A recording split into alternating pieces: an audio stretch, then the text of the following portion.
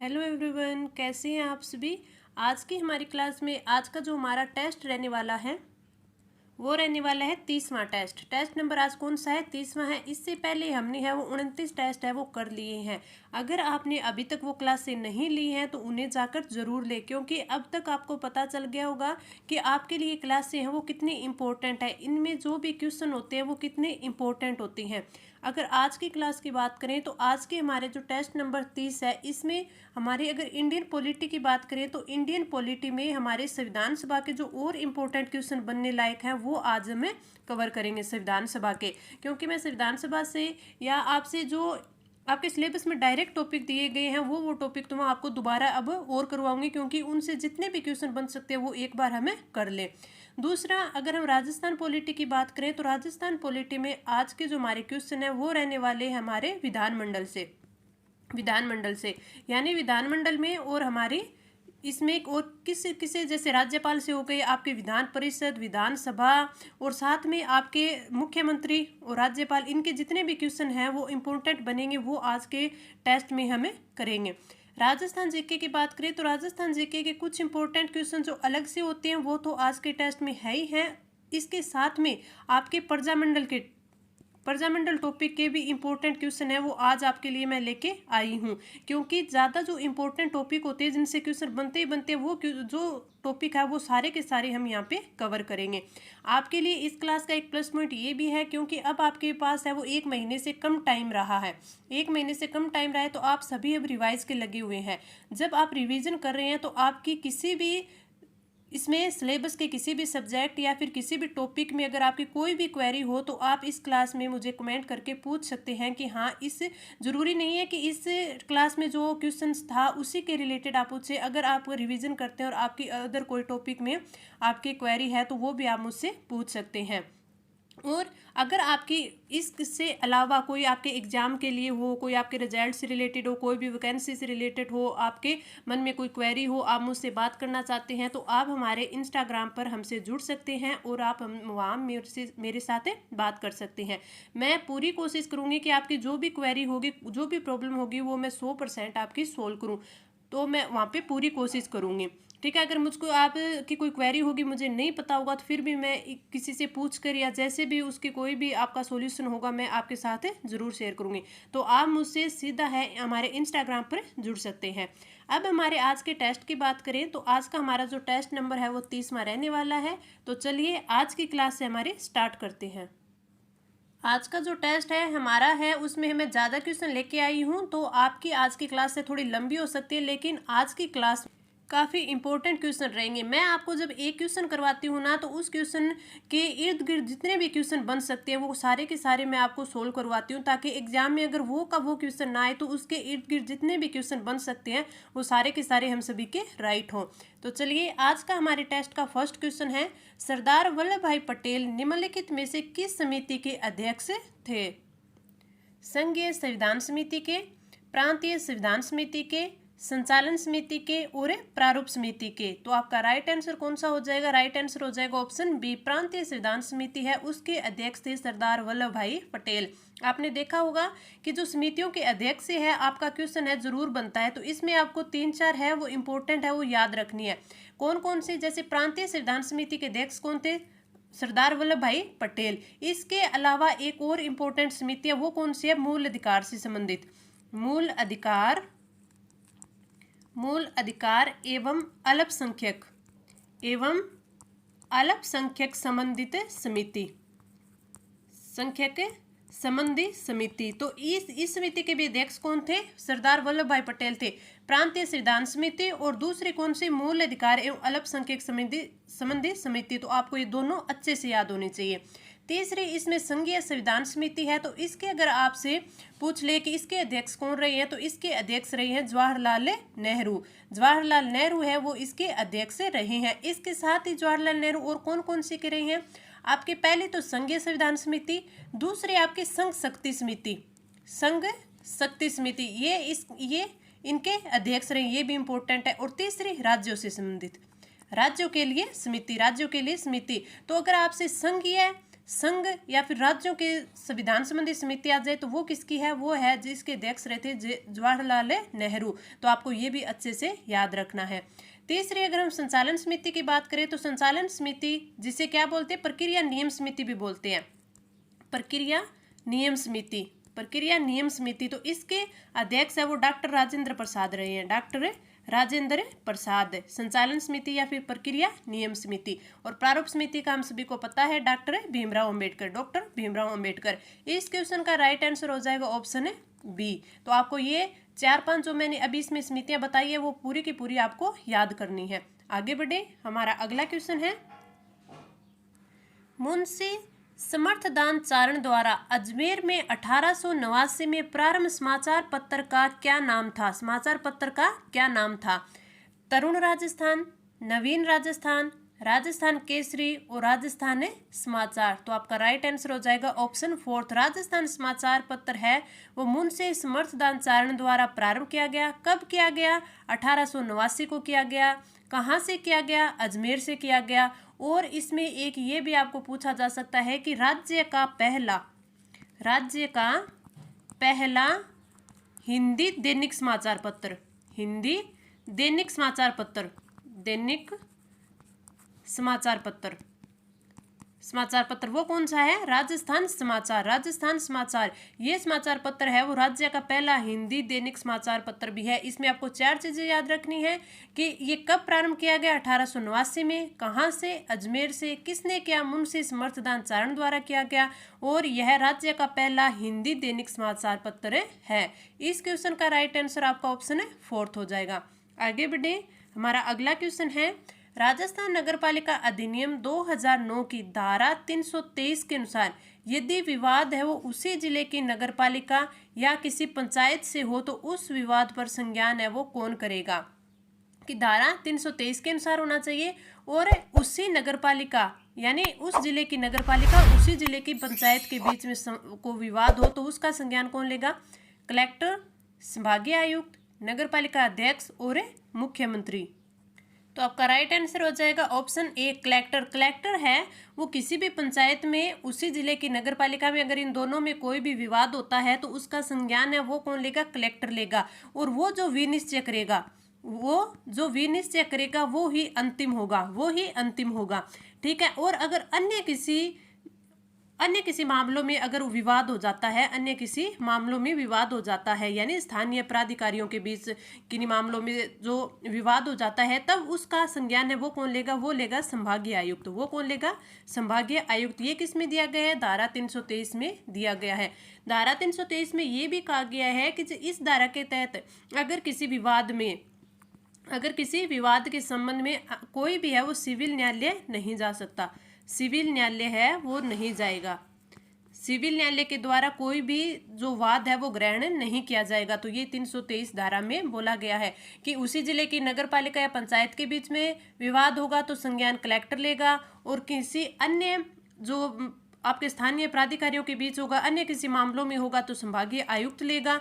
और इस धारा के तहत जो भी विवाद होता है उस विवाद को सिविल न्यायालय है वो ग्रहण नहीं करेगा। तो इस क्वेश्चन का right answer option A.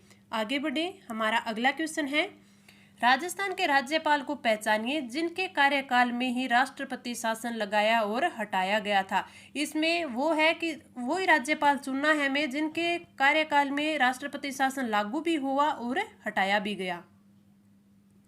Sampurnanand, Hukum Singh, M चेन्ना Reddy और रघुकुल तिलक। तो इस क्वेश्चन का आपका राइट आंसर है वो होगा ऑप्शन 4 रघुकुल तिलक। अगर रघुकुल तिलक जो राज्यपाल थे इनके कार्यकाल की बात करें तो इनका कार्यकाल 1978 से 1981 में रहा था। अगर रघुकुल तिलक के बारे में और कोई जानकारी देखें तो ये आरपीएससी के सदस्य भी रह चुके हैं, आरपीएससी के सदस्य भी रह चुके थे, सदस्य भी रहे थे। तो एक इनके बारे में ये इंपॉर्टेंट हो गया। अब आपसे ये भी पूछा जा सकता है कि कौन से ऐसे राज्यपाल थे जो आरपीएससी के सदस्य भी रहे थे, तो वो कौन रहे थे? रघुकुल तिलक रहे थे। और इनको बाद में वो बर्खास्त कर दिया गया था, बाद में बर्खास्त कर दिया गया। तो बर्खास्त होने वाले राज्यपाल है रघुकुल तिलक है। और इनके शासनकाल में ये राष्ट्रपति शासन लगाया और हटाया गया था। कौन सा लगाया गया था? तो थर्ड नंबर का जो राष्ट्रपति शासन लागू हुआ था वो किनके काल में था? रघुकुल तिलक के काल में था। अब हमारे राज्य में कितने राष्ट्रपति शासन लागू हो चुके हैं? राजस्थान में 4 हो चुके हैं। उन चारों को एक बार याद कर लेते हैं। जो पहला आपका राष्ट्रपति शासन है वो लागू हुआ था, वो हुआ था आपके 1967 में। 1967 में हुआ। उस टाइम जो राज्यपाल थे वो कौन थे? संपूर्णानंद सिंह थे। संपूर्णानंद सिंह थे, ठीक है। और उनके अगर सीएम की बात करें तो उस टाइम सीएम कौन थे? तो उस टाइम सीएम है वो मोहनलाल सुखाड़िया जी थे। मोहनलाल सुखाड़िया जी थे। वर्ष की बात कर ली 1967 में, राज्यपाल संपूर्णानंद सिंह और सीएम मोहनलाल सुखाड़िया। और कारण क्या था? कि जो अस्पष्ट बहुमत के कारण, अस्पष्ट बहुमत इसका कारण था, अस्पष्ट बहुमत। दूसरे अगर राष्ट्रपति शासन की बात करें वो लगा था 1977 में। दूसरा राष्ट्रपति शासन लगा था 1977 में। उस टाइम अगर राज्यपाल की बात करें तो वेदपाल त्यागी थे। राज्यपाल कौन थे? वेदपाल त्यागी थे। और वो सीएम कौन थे? हरिदेव जोशी। सीएम कौन थे? हरिदेव जोशी, ये सीएम थे। और इनका कारण क्या था? कि इनकी सरकार का बर्खास्त हो जाना, सरकार का बर्खास्त हो जाना है, ये कारण था। और उस टाइम अगर प्रधानमंत्री पूछ ले कि पीएम कौन थे तो मोरारजी देसाई थे। अगर तीसरे की बात करें, फर्स्ट सेकंड तीसरे की बात करें तो अभी हमने पढ़ा था रघुकुल तिलक जी। रघुकुल तिलक जी ये राज्यपाल थे। इनके कार्यकाल में लगा, कब लगा? 1980 में लगा था। और इन्हीं के काल में ये हटा भी था। इस टाइम अगर मुख्यमंत्री की बात करें तो भैरों सिंह शेखावत थे। भैरों सिंह शेखावत थे। और इनके टाइम भी जो ये लगा था राष्ट्रपति शासन वो लगा था सरकार बर्खास्त होने की वजह से। और उस टाइम हमारे इंदिरा गांधी जी थे। उस टाइम कौन थे? इंदिरा गांधी जी थे। चौथे की बात करें तो चौथा है वो लगा था आपके, कब लगा था? 1992 में लगा था। राज्यपाल की बात करें एम चेन्ना रेड्डी थे।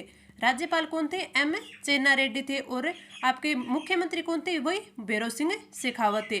और वही सरकार बर्खास्त हो गई थी। किस कारण हुई थी? राम मंदिर का जो विवाद चला था, राम मंदिर के विवाद के कारण ही सरकार है वो बर्खास्त हो गई थी। तो ये आपके चारों के चारों राज्यपाल आपको याद करनी है कि किन के कार्यकाल में है वो राष्ट्रपति शासन लागू हुआ। तो जो राजस्थान में 4 बार हुआ, 1967, 77, 1980 और 92 में। तो अगर इस क्वेश्चन की बात करें, हमने अच्छे से इसका देख लिया, तो इसका राइट आंसर ऑप्शन है 4th। अब हम बढ़ते हैं हमारे अगले क्वेश्चन पे। हमारा अगला क्वेश्चन है कि भारतीय संविधान की संघीय विशेषताएं हैं, यानी भारतीय संविधान की जो संघीय विशेषताएं हैं वो कौन सी है इनमें से? भारत में संविधान की सर्वोच्चता है, भारत में लिखित संविधान है तथा संविधान संशोधन की प्रक्रिया है वो कठिन है, भारत में स्वतंत्र न्यायपालिका है और उपरोक्त सभी। तो आपका राइट आंसर हो जाएगा ऑप्शन है डी। अगर हम भारतीय संविधान की संघीय विशेषताओं की बात करें तो उनमें भारत में संविधान की सर्वोच्चता है। क्यों? क्योंकि संविधान की शक्तियों का स्रोत है। संविधान क्या है? शक्तियों का स्रोत है। बात करें भारत में लिखित संविधान है तथा संविधान संशोधन की प्रक्रिया कठिन है। भारत में स्वतंत्र न्यायपालिका है। भारत में स्वतंत्र न्यायपालिका है क्यों है? क्योंकि न्यायपालिका के पास संविधान की व्याख्या करने का अधिकार है। व्याख्या करने का अधिकार किसके पास है? न्यायपालिका के है। इसलिए भारत में न्यायपालिका है वो स्वतंत्र है। भारत में अगर केंद्र और राज्यों की बात करें, केंद्र व राज्यों के मध्य है वो शक्तियों का स्पष्ट विभाजन दिया हुआ है। केंद्र व राज्यों के मध्य शक्तियों का स्पष्ट विभाजन दिया गया है, वो भी किस में आता है? संघीय विशेषता में आता है। भारत में दोहरी विधायिका तथा कार्यपालिका है। कौन सी है? दोहरी है। तो ये भी, यानी क्योंकि केंद्र की भी है और राज्य की भी है, केंद्र और राज्य की है तो दोहरी विधायिका और कार्यपालिका हो गई। तो ये भी किस में? संघीय विशेषता है। और अगर बात करें कि भारत में द्विसदनात्मक व्यवस्था है, द्विसदनात्मक यानी राज्यसभा भी है, लोकसभा भी है, तो ये भी किसकी है? ये भी संघीय विशेषता है। तो अगर आपसे पूछ ले कि भारतीय संविधान की संघीय विशेषताएं कौन कौन सी है तो आपको ये सभी बतानी है। तो इस क्वेश्चन का राइट आंसर ऑप्शन डी। आगे बढ़े, हमारा अगला क्वेश्चन है कि कांग्रेस ने किस अधिवेशन में देशी राज्यों में स्वतंत्रता संघर्ष प्रारंभ करना स्वीकार किया था? सूरत अधिवेशन जो कि 1907 में हुआ, लखनऊ अधिवेशन 1916 में, लाहौर अधिवेशन 1929 में, हरिपुरा अधिवेशन 1938 में। तो आपका राइट आंसर कौन सा हो जाएगा? Option 4th। हरिपुरा अधिवेशन 1900 जो कि कब हुआ था? 1938 में हुआ था। कांग्रेस ने देशी राज्यों में स्वतंत्रता संघर्ष प्रारंभ करना स्वीकार कर लिया था। हरिपुरा अधिवेशन 1938। अगर आपसे पूछ ले कि हरिपुरा अधिवेशन की जो अध्यक्षता है वो किसने की थी, तो वो किसने की थी? सुभाष चंद्र, नेताजी सुभाष चंद्र बोस ने की थी। सुभाष चंद्र बोस ने है इस अधिवेशन की अध्यक्षता की थी। तो इस क्वेश्चन का राइट आंसर ऑप्शन है फोर्थ हो जाएगा। आगे बढ़ते हैं, हमारा अगला क्वेश्चन है कि राजस्थान नगरपालिका अधिनियम 2009 का अध्याय 14 संबंधित है, किससे संबंधित है? राज्य की नगर पालिकाओं पर नियंत्रण से, अभियोजन वाद आदि से संबंधित है, नगरपालिका शक्ति और अपराध से, नगरीय विकास और नगर योजना से। तो आपका राइट आंसर कौन सा हो जाएगा? राइट आंसर हो जाएगा ऑप्शन ए। राज्य की नगरपालिकाओं पर नियंत्रण है वो किस में दिया गया है? अध्याय 14 में दिया गया है। अगर अध्याय 14 में बात करें कि इसमें कितनी आपकी धाराएं हैं, तो धारा 309 से लेकर 327 है। धारा 309 से लेकर 327 है वो किस में है? अध्याय 14 में है। अगर ऑप्शन बी की बात करें कि अभियोजनवाद आदि से संबंधित है, तो ये आपके अध्याय 13 इससे संबंधित है। नगरपालिका शक्तियां और अपराध है वो किस में है? आपके अध्याय 12 में है। नगरीय विकास और नगर योजना है ये किस में? आपके अध्याय 11 में है। तो आपको ये भी याद होना चाहिए। इस क्वेश्चन का राइट आंसर ऑप्शन ए। आगे बढ़े, हमारा अगला क्वेश्चन है, निम्नलिखित में से कौन राजस्थान के राज्यपाल के द्वारा नियुक्त नहीं होता? यानी राज्यपाल किसकी नियुक्ति नहीं करता? राजस्थान का मुख्यमंत्री, राजस्थान उच्च न्यायालय का न्यायाधीश, राजस्थान लोक सेवा आयोग का सदस्य और राजस्थान मानवाधिकार आयोग का सदस्य है। तो आपका राइट आंसर हो जाएगा ऑप्शन 2। राजस्थान उच्च न्यायालय का न्यायाधीश की नियुक्ति है वो राज्यपाल नहीं करता। मुख्यमंत्री, राजस्थान लोक सेवा आयोग का अध्यक्ष सदस्य और राजस्थान मानवाधिकार आयोग का सदस्य, इनकी नियुक्ति कौन करता है? राज्यपाल। Right answer option 2। आगे बढ़े, हमारा अगला क्वेश्चन है, भारतीय संविधान में एकात्मक विशेषताएं हैं। अभी हमने पहले क्वेश्चन में संघात्मक विशेषताएं या संघीय विशेषताएं पढ़ी थी, इसमें हमें बताना है एकात्मक विशेषताएं। एकल संविधान, एकल नागरिकता, केंद्र की विधायी शक्तियां राज्यों की तुलना में अधिक है, समवर्ती सूची पर केंद्र की सर्वोच्चता है और उपरोक्त सभी। तो आपका राइट आंसर हो जाएगा ऑप्शन है ई। अगर भारतीय संविधान में एकात्मक विशेषताओं की बात करें तो इसमें कौन कौन से आ सकते हैं? एकल संविधान हो गया, एकल न्यायपालिका हो गई, एकल नागरिकता हो गई, केंद्र की विधायी शक्तियां राज्यों की तुलना में अधिक है, ठीक है, साथ में समवर्ती सूची है, समवर्ती सूची पर केंद्र की सर्वोच्चता है, अवशिष्ट शक्तियों की बात कर ले अपन, अवशिष्ट शक्तियों की बात कर ले के केंद्र के पास है, और हम 7वीं अनुसूची में देखते हैं कि संघ अनुसूची है तो उसमें विषय कितने 98। ये मैंने आपको अच्छे से याद भी करवाया था कि पहले कितने थे अब कितने हैं। राज्य सूची की बात करें तो उसमें विषय कितने हैं? 62 है। समवर्ती सूची की बात करें, समवर्ती सूची तो उसमें कितने हैं? उसमें 52 है। साथ में अगर एकात्मक विशेषताएं और की बात करें तो जैसे राज्यपाल की नियुक्ति है ये कौन करता है? केंद्र द्वारा होती है। राज्यपाल की नियुक्ति केंद्र द्वारा होती है, वो भी एकात्मक विशेषता हो गई। और केंद्र हो गए, केंद्र, राज्यों के नाम हो गए, राज्यों की जो सीमा है वो हो गई, राज्य का आकार हो गया, इनमें परिवर्तन है वो केंद्र करेगा, इनमें परिवर्तन है वो केंद्र करेगा। कौन से आर्टिकल के तहत? आर्टिकल 3 के तहत करता है। एकल निर्वाचन आयोग है, हमारे निर्वाचन आयोग भी एकल है, ये भी हो गया। एकल कैग है, ये भी हो गया। और आपातकाल के दौरान हमारा जो संविधान है वो एकात्मक हो जाता है। तो ये सारी चीज़ें हैं, ये क्या है? एकात्मक विशेषताएं हैं। अगर आप इनमें से आपसे पूछ ले तो ये क्या है? एकात्मक विशेषताएं। तो आपको सारी अच्छे से ध्यान होनी चाहिए। इस क्वेश्चन का राइट आंसर ऑप्शन है ई। आगे बढ़े, हमारा अगला क्वेश्चन है, अफीम से संबंधित रॉयल कमीशन निम्न में से किस वर्ष में राजस्थान में आया था? 1816 में, 1893 में, 1856 में और 1888 में। तो इस क्वेश्चन का राइट आंसर कौन सा हो जाएगा? ऑप्शन 2, 1893। 1893 में है वो ब्रिटेन से अफीम से संबंधित रॉयल कमीशन आया था। कहाँ से आया था? ब्रिटेन से आया था।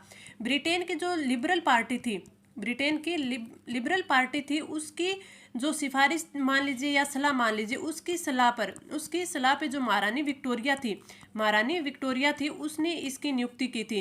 विक्टोरिया ने इसकी नियुक्ति की थी और इसे भारत भेजा था। कब भेजा था? 1893 में, ठीक है। अगर ये पूछ ले कि जो ये अफीम से संबंधित रॉयल कमीशन था ये कितने सदस्यों का था, तो ये 9 सदस्य था। ये जो कमीशन है ये कितने था? 9 सदस्य था। अगर ये पूछ ले कि किसकी अध्यक्षता में पूछा था, तो ये अगर पूछ ले कि किसकी अध्यक्षता में भेजा था, तो थॉमसन ब्रेसी की अध्यक्षता में भेजा था। थॉमसन ब्रेसी। तो आपको याद क्या क्या रखना है कि अफीम से संबंधित रॉयल कमीशन है वो राजस्थान में कब आया था? 1893 में आया था। ब्रिटेन की जो लिबरल पार्टी थी उसकी सलाह पर है वो महारानी विक्टोरिया ने भेजा था। 9 सदस्य था और इसकी अध्यक्षता की थी थॉमस ब्रेसी ने, यानी थॉमस ब्रेसी की अध्यक्षता में ये राजस्थान में आया था। तो इसके आपको ये 3 से 4 क्वेश्चन है वो याद रखनी है। राइट आंसर ऑप्शन है 2। आगे बढ़े, हमारा अगला क्वेश्चन है राजस्थान नगरपालिका कार्य संचालन नियम 2009 के संबंध में सत्य विकल्प का चयन करें। इसका प्रथम नियम संक्षिप्त नाम और प्रारंभ है, बिल्कुल सही। इन नियमों का नाम राजस्थान नगरपालिका कार्य संचालन नियम 2009 है, बिल्कुल सही। यह राजपत्र में प्रकाशित की तारीख से परिवर्तित होंगे। क्या ये सही है? तो हाँ, ये बिल्कुल सही है, राजपत्र में प्रकाशन की तारीख से परिवर्तित होंगे। तो इसका राइट आंसर हो जाएगा ऑप्शन डी, उपरोक्त सभी सही है। अगर राजस्थान नगरपालिका कार्य संचालन नियम 2009 की बात करें तो इसमें अगर नियम पूछ ले तो आपसे इसमें 22 नियम है। कितने नियम है? 22 नियम है। इसका प्रथम नियम संक्षिप्त नाम और प्रारंभ है। इन नियमों का नाम राजस्थान नगरपालिका कार्य संचालन 2009 है। राजपत्र में प्रकाशन की तारीख से परिवर्तित होंगे। और अगर आपसे पूछ ले कि लागू कब किया गया तो ये लागू किया गया था 11 नवंबर 2009 को। 11 नवंबर 2009 को है ये लागू किया गया था। तो इस क्वेश्चन का राइट आंसर ऑप्शन है डी। आगे बढ़े, हमारा अगला क्वेश्चन है कि राजस्थान की विधानसभा में वर्तमान विधानसभा का कौन सा क्रमांक आता है? 12वीं विधानसभा, 13वीं, 14वीं और 15वीं। तो आपका राइट आंसर कौन सा आ जाएगा? ऑप्शन 4। जो वर्तमान में जो विधानसभा चल रही है वो कौन सी है? आपकी 15वीं विधानसभा है। राइट आंसर ऑप्शन है 4। तो जो 15वीं विधानसभा है इसके चुनाव हुए थे, आपके चुनाव कब हुए थे? दिसंबर 2018 में हुए थे, दिसंबर 2018 में। तो इस क्वेश्चन का राइट आंसर कौन सा हो जाएगा? ऑप्शन है 4। आगे बढ़े, हमारा अगला क्वेश्चन है कि रेडक्लिफ समिति किसके लिए नियुक्त की गई थी? किस लिए नियुक्त की गई थी? भारत में अल्पसंख्यकों की समस्या को सुलझाने के लिए, स्वतंत्रता विधेयक को कार्य रूप में परिणत करने के लिए, भारत और पाकिस्तान के बीच सीमाओं को निर्धारित करने के लिए और पूर्वी बंगाल के दंगों की जांच करने के लिए।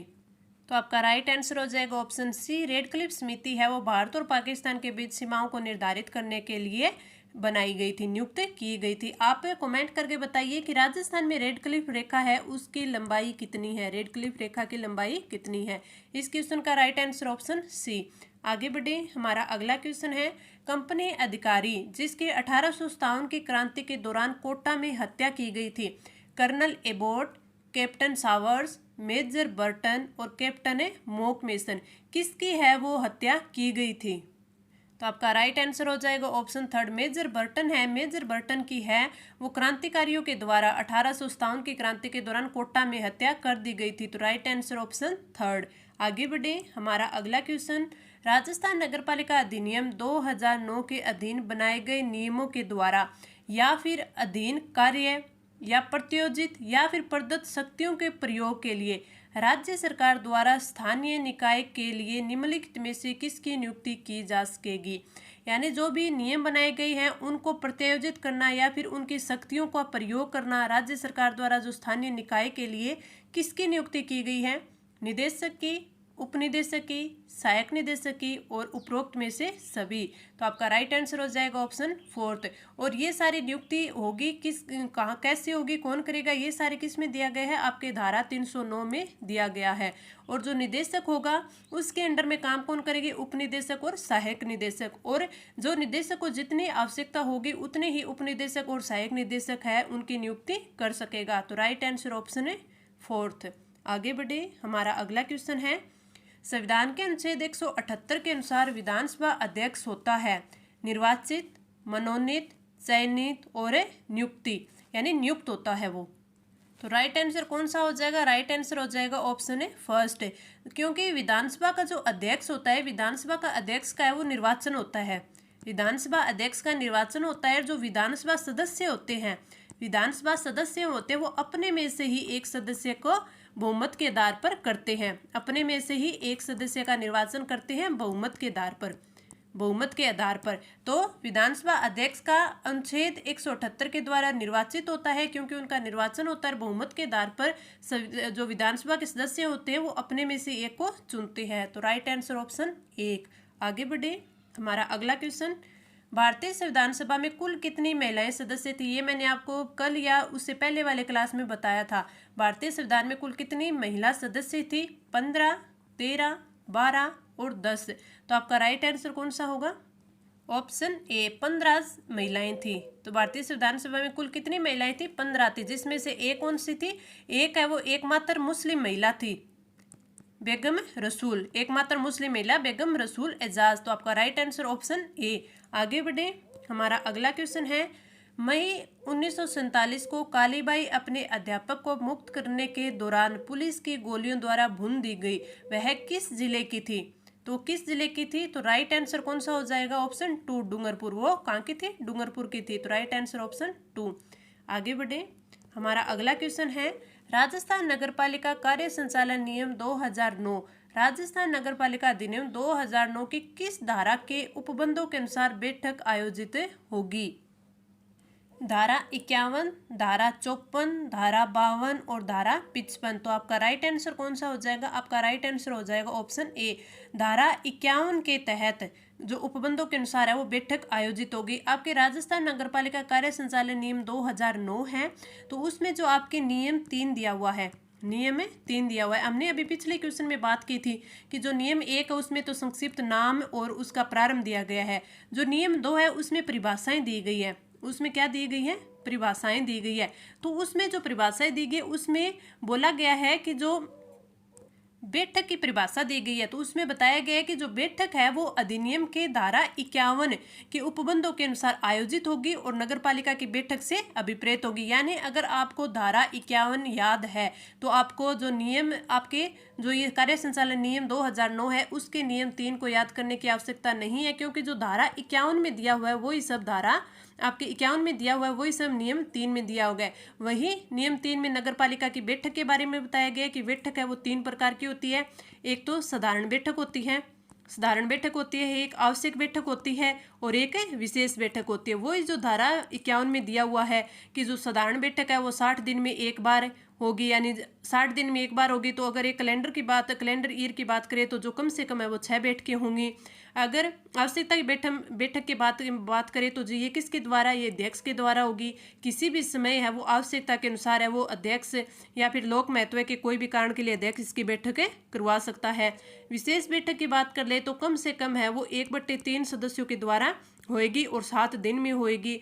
और अगर अध्यक्ष द्वारा विशेष बैठक है वो 7 दिन में करना विफल कर देता है, यानी जो अध्यक्ष है वो नहीं करता है, तो हमने धारा 51 में पढ़ा था कि 10 दिवस के भीतर है वो जो आपके ईओ होते हैं यानी मुख्य कार्यपालिका अधिकारी, वो 7 दिवस के पश्चात जो आगे 10 दिन आएंगे ना, उन 10 दिन के भीतर है वो विशेष बैठकें बुलाएगा। तो ये जो सारी चीज़ें आपकी धारा 51 में हमने पढ़ी थी वो कि वो नियम 3 में दी हुई है। तो इसका राइट आंसर कौन सा हो जाएगा? ऑप्शन है एक हो जाएगा, यानी धारा 51। आगे बढ़े, हमारा अगला क्वेश्चन है, संविधान के अनुच्छेद 167 के अनुसार राज्यपाल को जानकारी देना मुख्यमंत्री का है दायित्व है, कर्तव्य है, विशेषाधिकार है या फिर अधिकार है? तो आपका राइट आंसर क्या हो जाएगा? ऑप्शन 2 कर्तव्य। यानी संविधान का जो अनुच्छेद 167 है उसमें मुख्यमंत्री के कर्तव्य है जो कि राज्यपाल को जानकारी देना मुख्यमंत्री के कर्तव्य दिया गया है। किसमें? अनुच्छेद 167 में। तो राइट आंसर ऑप्शन है 2 कर्तव्य। आगे बढ़े, हमारा अगला क्वेश्चन है, संविधान सभा में भारतीय संविधान का तृतीय वाचन है वो कब प्रारंभ हुआ था? संविधान सभा के कितने वाचन हुए थे? 3 वाचन हुए थे, प्रथम, द्वितीय और तृतीय, 3 वाचन हुए थे। तो इसमें पूछा है कि तृतीय वाचन है वो कब हुआ था? 14 नवंबर 1949 को, 14 नवंबर 1948 को, 25 नवंबर 1948 को और 25 नवंबर 1949 को। तो इसका राइट आंसर क्या हो जाएगा? राइट आंसर हो जाएगा ऑप्शन ए 14 नवंबर 1949, 14 नवंबर 1949। अगर हम प्रथम अधिवेशन की बात करें यानी प्रथम वाचन की बात करें तो प्रथम वाचन है वो कब हुआ था? वो हुआ था 4 नवंबर से लेकर 9 नवंबर, 4 नवंबर से 9 नवंबर 1948, 9 नवंबर 1948। अगर दूसरे वाचन की बात करें, दूसरा वाचन कब हुआ था? तो दूसरा वाचन हुआ था 15 नवंबर, 15 नवंबर से 17 अक्टूबर, 17 अक्टूबर 1949। ये 15 नवंबर 1948 से शुरू हुआ था, 17 अक्टूबर 1949 तक हुआ था, 1949 तक हुआ था। तो यानी जो आपका सेकंड वाचन है ये सबसे लंबा चला था। पहला 4 नवंबर से लेकर 9 नवंबर 1948 में, दूसरा वाचन 15 नवंबर 1948 से 17 अक्टूबर 1949 में। अगर हम बात करें कि सबसे लंबा चलने वाला जो आपका वाचन था वो कौन सा था, दूसरा ही वाचन था। इस वाचन में, यह जो वाचन था इसमें संविधान के 7वें अधिवेशन से ये वाचन है वो चला था 10वें अधिवेशन तक। कब तक चला था, 10वें अधिवेशन तक चला था। अब हम तीसरे वाचन की बात करें तो तीसरा वाचन यानी 14 नवंबर 1949, तो जो आपका तीसरा वाचन था ये 14 नवंबर से लेकर 26 नवंबर 1949 तक चला था। 26 नवंबर 1949 तक है आपका ये वाचन चला था।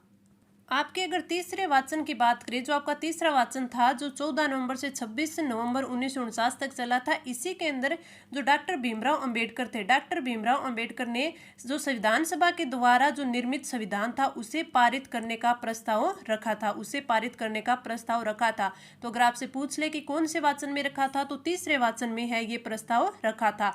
और 26 नवंबर 1949 को जो ये प्रस्ताव है वो पारित हो गया था। तो इसी दिन से वह संविधान सभा द्वारा जो भारतीय संविधान को अंगीकार कर लिया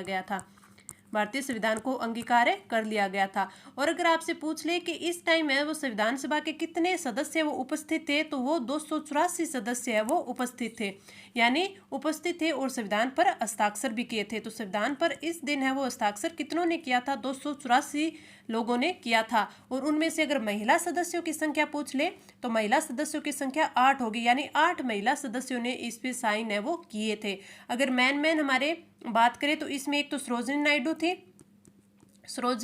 नायडू थी, हंसा मेहता थी और एक दुर्गाबाई देशमुख थी। ये आपके 3 है वो इम्पोर्टेंट महिलाएं थी। और इसमें एक क्वेश्चन ये बन सकता है, जैसे हमने बात की थी, जो कि आपका तीसरा वाचन है वो सबसे लंबा चला था, 15 नवंबर 1948 से लेकर 17 अक्टूबर 1948 तक चला था।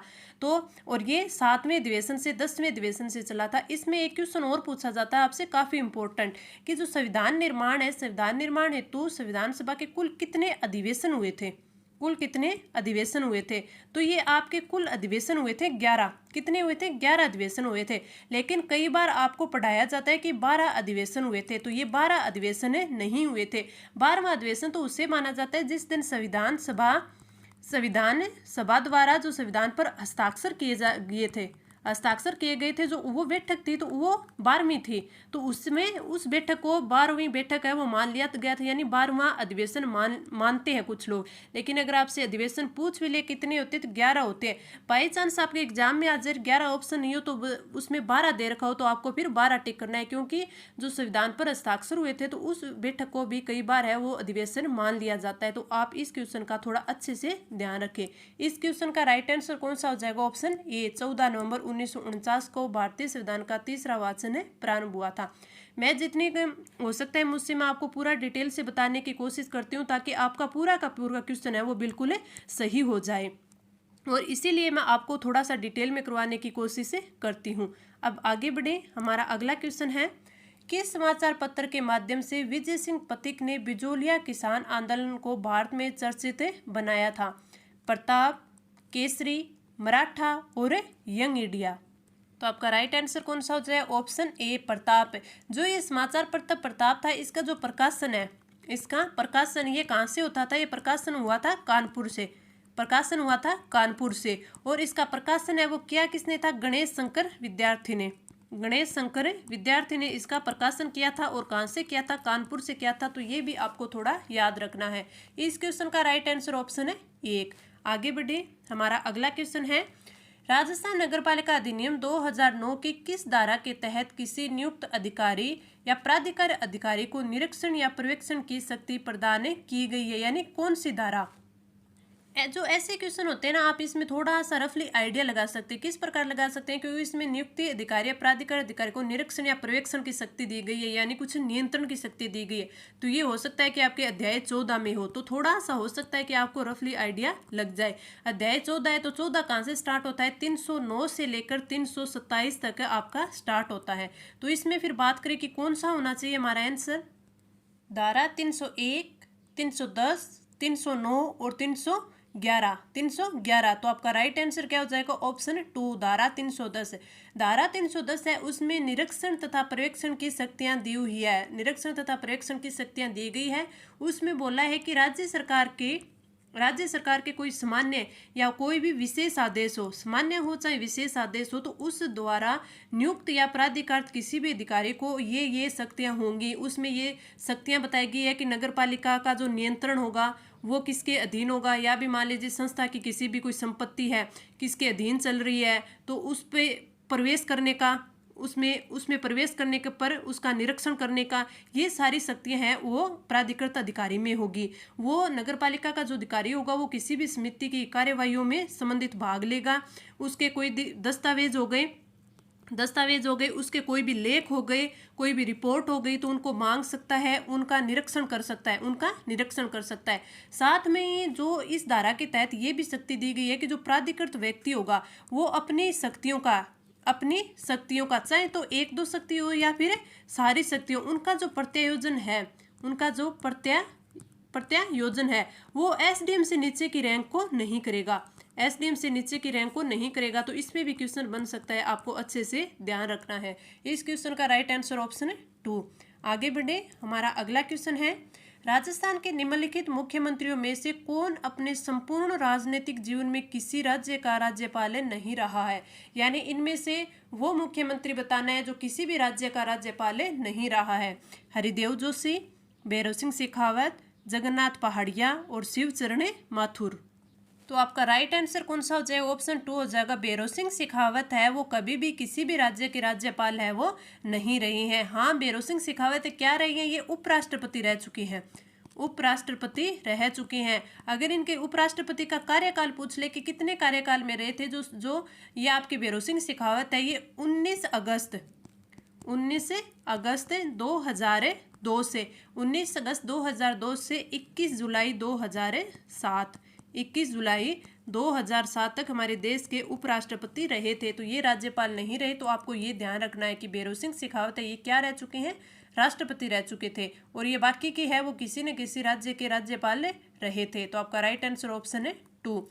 आगे बढ़े, हमारा अगला क्वेश्चन है, भारतीय संविधान सभा के उद्घाटन अधिवेशन की अध्यक्षता की गई थी किसके द्वारा? डॉक्टर राजेंद्र प्रसाद द्वारा, डॉक्टर सचिदानंद सिन्हा द्वारा, डॉक्टर भीमराव अंबेडकर के द्वारा और पंडित जवाहरलाल नेहरू के द्वारा।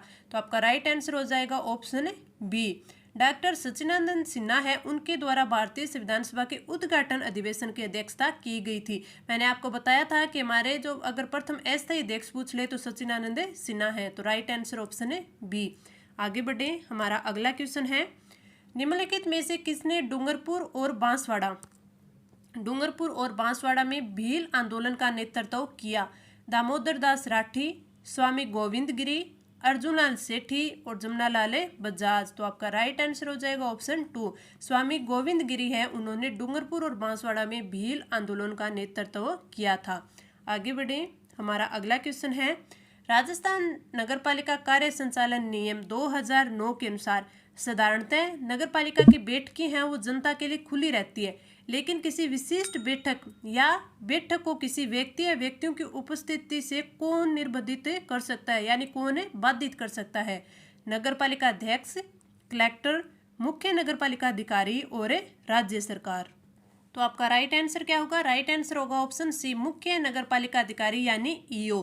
तो आपके जो मैंने अभी बताया था कि जो आपका कार्य संचालन नियम 2009 है, इसमें कितने नियम है? 22 नियम है। तो इसके जो नियम 3 है, नियम 3 में दिया हुआ है कि नगरपालिका की बैठक यानी साधारण बैठक, आवश्यकता बैठक, विशेष बैठक, तो उसमें इसने दिया है कि जो साधारणतः नगरपालिका की बैठकें हैं वो जनता के लिए खुली रहती है, ठीक है। किंतु कोई मुख्य नगरपालिका अधिकारी है वो किसी विशिष्ट बैठक या फिर बैठक के किसी भाग में किसी भी व्यक्ति या व्यक्तियों की उपस्थिति है वो निर्बाधित कर सकेगा। ये उसमें साफ साफ दिया है नियम 3 में। तो आपका राइट आंसर हो जाएगा ऑप्शन सी। नियम 3 में एक चीज ये भी दी है कि जो नगरपालिका की बैठकें होती हैं, तो इनकी अध्यक्षता है वो पीठासीन अधिकारी करेगा। तो पीठासीन अधिकारी करेगा, ये भी इंपॉर्टेंट आप अच्छे से याद कर लीजिए। कौन करेगा? पीठासीन अधिकारी करेगा। अब आप पूछ सकते हैं कि जो अधिकारी है वो कौन होता है। तो ये आपके जो नियम 2 है, नियम 1 में तो इसका संक्षिप्त नाम और प्रारंभ दिया गया है, नियम 2 है, नियम 2 में इसकी परिभाषाएं दी गई है। इसी नियम 2 में परिभाषाएं दी गई है। तो इसमें परिभाषाएं में बोला गया है कि पीठासीन अधिकारी कौन होगा। पीठासीन अधिकारी है वो अध्यक्ष हो सकता है। अगर अध्यक्ष ना है यानी वो अनुपस्थित है तो कौन हो सकता है, उपाध्यक्ष हो सकता है। अगर उपाध्यक्ष भी नहीं यानी अध्यक्ष उपाध्यक्ष दोनों ही नहीं है तो कोई सदस्य होगा, तो कोई है वो सदस्य होगा। यानी अगर इन दोनों की अनुपस्थिति है तो अनुपस्थिति में ऐसी बैठक में उपस्थित सदस्यों द्वारा ही एक सदस्य चुन लिया जाएगा जो क्या होगा, पीठासीन अधिकारी होगा। तो ये भी आपको अच्छे से याद रखना है। मैं कोई भी क्वेश्चन हो आपको पूरा डिटेल से करवाने की पूरी कोशिश करूंगी, ठीक है, ताकि आपको समझ में आ जाए। अगर फिर भी आपको समझ में नहीं आता है तो आप कमेंट करके है मुझसे उस क्वेरी को पूछ सकते हैं, तो मैं उसे आपका पूरा सोल्व करने के लिए पूरी कोशिश करूंगी। साथ में ही मैं आपको कुछ शॉर्ट नोट्स भी प्रोवाइड करवाती रहती हूँ हमारे टेलीग्राम चैनल पर। जैसे मैंने पहले तो धाराओं के करवाए थे, मैंने हो सकता है कि आपको शायद 15 आपको शॉर्ट नोट्स है वो दिए हैं पार्ट में, 15 पार्ट आपको मैं दे चुकी हूँ जिनमें मैंने आपकी धाराओं के पूरे नाम से आपको बताए हैं। अब आगे मैं कोशिश करूंगी कि आपको है जो ये नियम है, 3 नियम है, इनके भी शॉर्ट नोट्स है वो प्रोवाइड करवा दूँ। साथ में जो हमने हमारी जो 8 योजनाएं हमारे सिलेबस में दी हुई थी, आपके EOR के सिलेबस में 8 योजनाएं दी थी, वो भी मैंने पूरी डिटेल से करवा दी हैं और उनको मैंने टेलीग्राम पे प्रोवाइड करवा दिया है। हो सकता है कि लास्ट की 1 या 2 योजनाएं मैंने प्रोवाइड नहीं करवाई है, तो वो भी मैं 1-2 दिन में प्रोवाइड कराने की पूरी कोशिश करूंगी। तो आप हमारे टेलीग्राम ग्रुप को भी ज्वाइन कर लें ताकि आपको जितने भी और आगे के फैक्ट्स मैं हो मेरे पास वो मैं आपको प्रोवाइड करवा सकूँ। इस क्वेश्चन का राइट आंसर ऑप्शन है सी।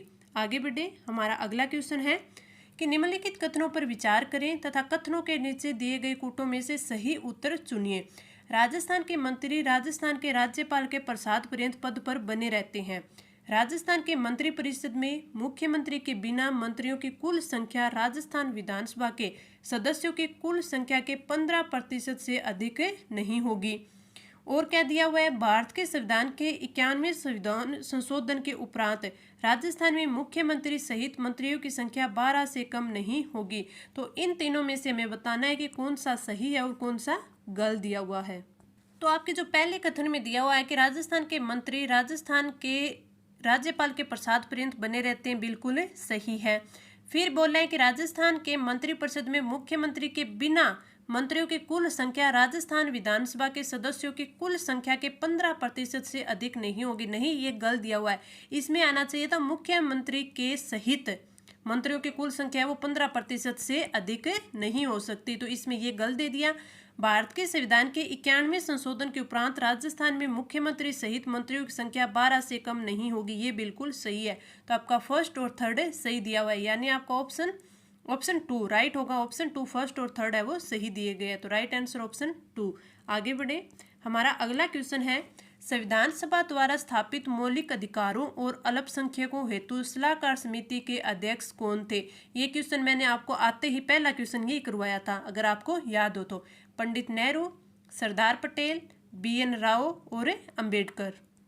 तो आपका राइट आंसर कौन सा हो जाएगा, ऑप्शन है पी, सरदार पटेल। सरदार पटेल की मैंने आपको 2 समितियां बताई थी, एक तो मौलिक अधिकारों और अल्पसंख्यकों हेतु सलाहकार समिति यानी संबंधित समिति, दूसरी मैंने आपको बताई थी प्रांतीय संविधान समिति। पंडित नेहरू जी की मैंने आपको 3 समितियां बताई थी। 3 कौन कौन सी बताई थी, एक बताई थी संघीय संविधान समिति, संघ शक्ति समिति और राज्यों के लिए समिति। अंबेडकर जी की कौन सी बताई थी, प्रारूप समिति, और एक हमने डॉक्टर राजेंद्र प्रसाद की पढ़ी थी, डॉक्टर राजेंद्र प्रसाद की, वो कौन सी थी, वो थी संचालन समिति। तो ये आपकी 4-5 समितियां आपको अच्छे से याद होनी चाहिए। आगे बढ़े, इस क्वेश्चन का तो राइट आंसर ऑप्शन बी हो जाएगा। आगे बढ़े, हमारा अगला क्वेश्चन है कि हाड़ौती सेवा संघ का संस्थापक कौन था। नैनूराम यानी नैनूराम शर्मा, अभिन हरि, विजय सिंह पथिक और ऋषि दत्त मेहता। तो आपका राइट आंसर हो जाएगा ऑप्शन फर्स्ट, नैनूराम शर्मा है वो हाड़ौती सेवा संघ के संस्थापक थे। Right answer option A. आगे बढ़े, हमारा अगला क्वेश्चन है राजस्थान नगरपालिका अधिनियम 2009 की धारा 310 के अधीन राज्य सरकार द्वारा जो प्राधिकृत अधिकारी होगा को निरीक्षण या पर्यवेक्षण के निम्न में से कौन सी शक्तियां प्राप्त है। इसमें 2 कथन दिए हुए हैं, फिर हमें नीचे कूट में बताना है कि दोनों सही है, दोनों गलत है, एक सही दूसरा गलत है, या फिर दूसरा सही पहला गलत है। किसी नगरपालिका या उसके नियंत्रण या प्रबंधन के अधीन किसी संस्था के अधिभोग की स्थावर संपत्ति है या उसके अधीन या नियंत्रण के अधीन चल रहे किसी कार्यस्थल में प्रवेश या निरीक्षण करने की शक्ति है।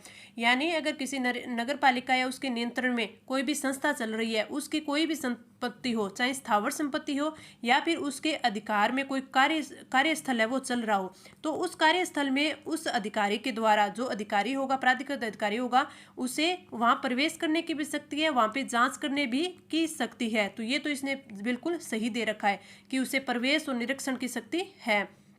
किसी नगरपालिका की या किसी समिति की कार्यवाहियों में किसी उद्धरण या नगरपालिका के कब्जे के या नियंत्रणाधीन किसी दस्तावेज या पुस्तक तथा किसी विवरण लेख या रिपोर्ट का निरीक्षण है। अब ये भाषा ऐसी इसलिए रखी है ताकि, क्योंकि हो सकता है एग्जाम में ऐसी ही आएगी, क्योंकि एक्ट की भाषा ऐसी है तो एग्जाम में ऐसी ही आएगी, इसलिए मैं आपको ऐसे क्वेश्चन लेके आई हूँ ताकि आपकी इससे प्रैक्टिस हो सके। मैं आपको इसे हमारे जो सामान्य बोलचाल है उसमें भी आपको कन्वर्ट करके बता रही हूँ कि हाँ इसमें ये पूछा है। तो इसमें ये दोनों की दोनों चीजें इसने सही बोली है कि किसी नगरपालिका की या किसी समिति की कार्यवाहियों में किसी उद्धरण या नगरपालिका के कब्जे के किसी दस्तावेज या फिर पुस्तक के विवरण या कोई भी लेख हो गया, कोई भी रिपोर्ट हो गई, तो उसकी ये जांच कर सकता है, निरीक्षण कर सकता है, नगरपालिका से संबंधित कोई भी हो। ठीक है, तो आपकी दोनों की दोनों सही दी गई है। तो जो नीचे कूट में दिया होगा उसमें आपको लिखना है दोनों सही है। तो राइट आंसर कौन सा हो जाएगा? ये हो जाएगा। इसमें दोनों के दोनों सही दी गई है। आगे बढ़े, हमारा अगला क्वेश्चन है, किस शिलालेख में कछुआ शासकों के लिए रघुवंश शब्द का प्रयोग किया गया है? रणकपुर शिलालेख में, आमेर शिलालेख में, गटियाला शिलालेख में और बड़ाली शिलालेख में।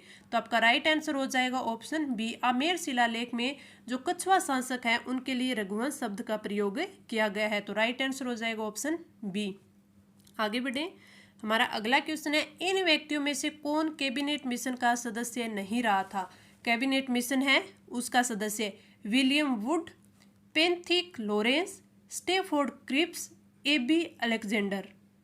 अगर कैबिनेट मिशन की बात करें तो कैबिनेट मिशन को है वो भारत कब भेजा गया था? मार्च 1946 में भेजा गया था। मार्च 1946 में भेजा गया था। और ये जो कैबिनेट था ये 3 सदस्यीय था, 3 सदस्य आए थे इनमें से। तो कौन कौन से थे इसके सदस्य? तो एक थे स्टेफोर्ड क्रिप्स थे। ठीक है, जो क्या थे? ये व्यापार बोर्ड के अध्यक्ष थे। जो व्यापार बोर्ड होता है, व्यापार बोर्ड के अध्यक्ष थे। तो एक तो हो गया स्टेफोर्ड क्रिप्स। दूसरे कौन थे? दूसरे थे लॉर्ड पेंथिक लॉरेंस। ये क्या थे? ये भारत सचिव थे।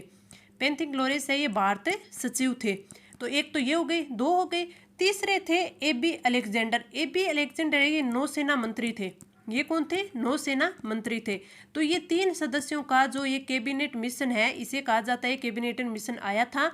तो कौन सा सदस्य नहीं था? विलियम वुड नहीं था। तो राइट आंसर हो जाएगा आपका ऑप्शन है ए। कैबिनेट मिशन में 3 सदस्य आए थे, पेंथिक लॉरेंस जो भारत सचिव थे, स्टेफोर्ड क्रिप्स जो व्यापार बोर्ड के अध्यक्ष थे, एबी अलेक्जेंडर जो नौसेना के मंत्री थे। ये तीनों जो कैबिनेट मिशन है उसमें आए और कैबिनेट मिशन को मार्च 1946 में है वो भारत भेजा गया था। और मिशन के जो अध्यक्ष थे, आपसे पूछ ले कि अध्यक्ष कौन थे, तो ये पेंथिक लॉरेंस है, ये कैबिनेट मिशन के अध्यक्ष थे। तो ये भी आपको ध्यान रखना है, ये क्या थे? अध्यक्ष थे। और 24 मार्च 1946 को है वो कैबिनेट मिशन है वो दिल्ली पहुंच गया था। तो इसको आपको अच्छे से याद रखना है। तो इस क्वेश्चन का राइट आंसर हो जाएगा ऑप्शन ए। मैं आपको लगभग यही कोशिश करती हूँ कि आपके सिलेबस में जितने भी सारे टॉपिक दिए हुए हैं वो सारे के सारे आपके कवर हो जाए। तो मैं टेस्ट में लगभग सारे टॉपिक कवर करके मैं आपको टेस्ट लेके आती हूँ। बस एक करंट अफेयर्स के क्वेश्चन कई बार तो मैं क्वेश्चन है वो इनमें ऐड कर देती हूँ, लेकिन कई बार ऐड नहीं हो पाते क्योंकि इतना भी मेरे को भी टाइम नहीं मिल पाता कि मैं यहाँ पे इसको टाइप कर पाऊँ। तो मैं इसके एक शॉर्ट वीडियो जब भी टाइम मिलता है मैं शॉर्ट वीडियो बना लेती हूँ और वो हमारे दूसरे चैनल पे करंट अफेयर्स की मैं डालती रहती हूँ। तो उनमें मैं क्या करती हूँ कि आपके 5 या 6 क्वेश्चन है वो 1 मिनट की शॉर्ट वीडियो में डाल देती हूँ। तो अगर आपको करंट अफेयर्स भी जो इंपॉर्टेंट क्वेश्चन है वो पढ़ने हैं तो आप हमारे दूसरे चैनल को ज्वाइन कर सकते हैं, जिसका लिंक मैं आपको इस वीडियो के नीचे दे दूंगी। तो आपका करंट अफेयर बचता है वो भी इसमें कवर हो जाएगा, जिसमें आपको मैं राजस्थान का इंपॉर्टेंट कवर है वो करवाऊंगी, राजस्थान करंट अफेयर कवर करवा दूंगी। आगे बढ़े, हमारा अगला क्वेश्चन है कि निम्नलिखित कथनों को कौन से कथन है वो सत्य हैं? कांग्रेस के नागपुर सत्र 1920 के पश्चात प्रांतीय कांग्रेस समितियों का गठन भाषाई आधार पर किया गया था। 1948 में कांग्रेस ने भाषाई आधार पर प्रांतों के गठन की मांग को अस्वीकार कर दिया था। इन दोनों को हमें बताना है कि कौन से सही है और कौन सा गलत दिया हुआ है।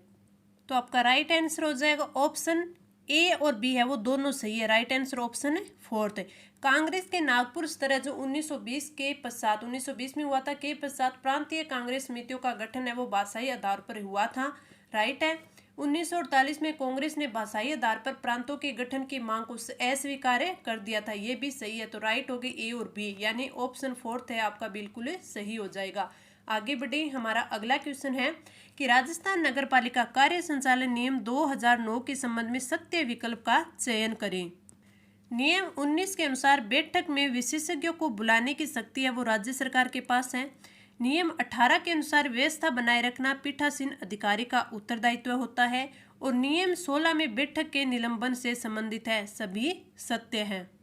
तो आपका राइट आंसर हो जाएगा ऑप्शन बी। नियम 18 के अनुसार व्यवस्था बनाए रखना पीठासीन प्राधिकारी का उत्तरदायित्व सही बोला है। जो आपका नियम 18 है आपके ये कार्य संचालन नियम 2009 इसमें मैंने आपको बताया है कि 22 नियम है। 22 नियम में से जो नियम 18 है उसमें बताया गया है व्यवस्था बनाए रखना यानी पीठासीन अधिकारी है उसका ही उत्तरदायित्व होगा। साथ में अगर वह इस प्रयोजनार्थ है यानी इसके जो आपका पीठासीन अधिकारी है वो व्यवस्था बनाए रखता है उस व्यवस्था में अगर वो सहायता ले सकता है सहयोग मांग सकता है पुलिस से सहयोग भी मांग सकता है। ये भी किस में दिया गया है नियम 18 में दिया गया है।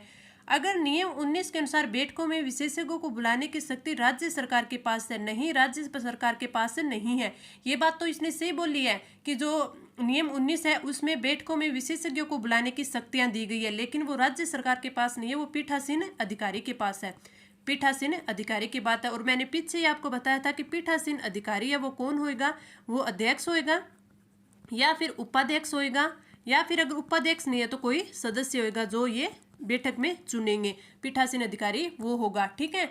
तो ये 19 में दिया हुआ है कि विशेषज्ञों को बुलाने की शक्ति है लेकिन वो पीठासीन अधिकारी की है ना कि राज्य सरकार की। नियम 16 है वो बैठक के निलंबन से संबंधित है नहीं बैठक के निलंबन से संबंधित है वो नियम है आपका कौन सा है नियम 17 है। नियम 16 तो क्या है कि बैठक में जो किए जाने वाले कार्य है वो है नियम 16 में। तो आपका राइट आंसर हो जाएगा ऑप्शन बी। आगे बढ़े। आपका अगला क्वेश्चन है प्रोजेक्ट के लिए इलेक्ट्रॉनिक वाहन चार्जिंग सुविधा किस कमेटी की सिफारिश पर अनिवार्य की गई थी। प्रोजेक्ट के लिए इलेक्ट्रॉनिक वाहन चार्जिंग सुविधा लिंगदोहे committee import committee justice Jasraj Joshi committee और डॉक्टर देव आनंद समिति। तो आपका right answer option B import committee. Right answer option B. आगे बढ़े। हमारा अगला क्वेश्चन है भारत का संविधान अंगीकृत एवं अधिनियमित हुआ था फरवरी यानी 11 फरवरी 1948 को 26 जनवरी 1950 को 26 नवंबर 1949 को और उपयुक्त में से किसी तिथि को नहीं। तो आपका राइट आंसर कौन सा है ऑप्शन सी 26 नवंबर 1949 को। हेलो एवरीवन कैसे राइट आंसर हो जाएगा हमारा ऑप्शन सी। आगे बढ़ी। हमारा अगला क्वेश्चन है कि क्रांतिकारी जैसे महंत प्यारेलाल हत्याकांड में सजा मिली थी जोरावर सिंह श्यामजी कृष्ण वर्मा केसरी सिंह बारट और विजय सिंह पथिक। तो आपका राइट आंसर क्या हो जाएगा राइट आंसर हो जाएगा ऑप्शन थर्ड केसरी सिंह बारट। केसरी सिंह बारट है उन्हें महंत प्यारेलाल हत्याकांड में सजा दी गई थी। तो महंत प्यारेलाल हत्याकांड के आरोप में केसरी सिंह बारट को कब 2 मार्च 1914 को है वो पकड़ा गया था। और अगर पूछ ले कि किन के सहयोग से पकड़ा गया तो जो नरेश नाहर सिंह थे नरेश नाहर सिंह ये कहाँ के थे शाहपुरा के थे। कहाँ के थे शाहपुरा के। शाहपुरा नरेश नाहर सिंह है उनके सहयोग से उन्हें पकड़ा गया था 2 मार्च 1914 को। उनको सजा हुई थी 20 वर्ष की। कितनी हुई थी 20 वर्ष की सजा हुई थी। लेकिन उनके अच्छे व्यवहार और रवैये को देखते हुए उन्हें अप्रैल 1920 में रिहा कर दिया गया था। अप्रैल 1920 में इनको रिहा कर दिया गया था। तो राइट आंसर ऑप्शन थर्ड।